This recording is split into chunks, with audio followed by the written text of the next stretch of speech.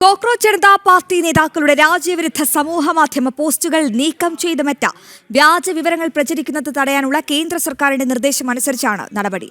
Morph ചെയ്ത ചിത്രങ്ങളും നിയമവിരുദ്ധ ഉള്ളടക്കവും വേഗത്തിൽ നീക്കണമെന്നായിരുന്നു സർക്കാരിന്റെ നിർദ്ദേശം.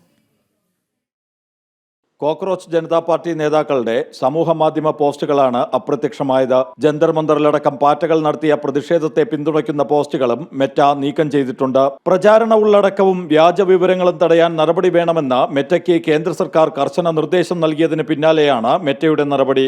അൽഗോരിതത്തിൽ മാറ്റം വരുത്താനുള്ള റോഡ് മാപ്പ് സമർപ്പിക്കാൻ കേന്ദ്ര ഇലക്ട്രോണിക്സ് IT മന്ത്രാലയം മെറ്റയ്ക്ക് നിർദ്ദേശം നൽകിയിരുന്നു. ഡീപ് ഫേക്ക് വീഡിയോകൾ നിയന്ത്രിക്കാൻ പ്രത്യേക നടപടികൾ വേണം. മോർഫ് ചെയ്ത ചിത്രങ്ങളും നിയമവിരുദ്ധ ഉള്ളടക്കവും വേഗത്തിൽ നീക്കണം. സർക്കാർ ചൂണ്ടിക്കാട്ടുന്ന ഉള്ളടക്കം അതിവേഗം നീക്കം ചെയ്യാനും മെറ്റയ്ക്ക് നിർദ്ദേശം നൽകിയിരുന്നു.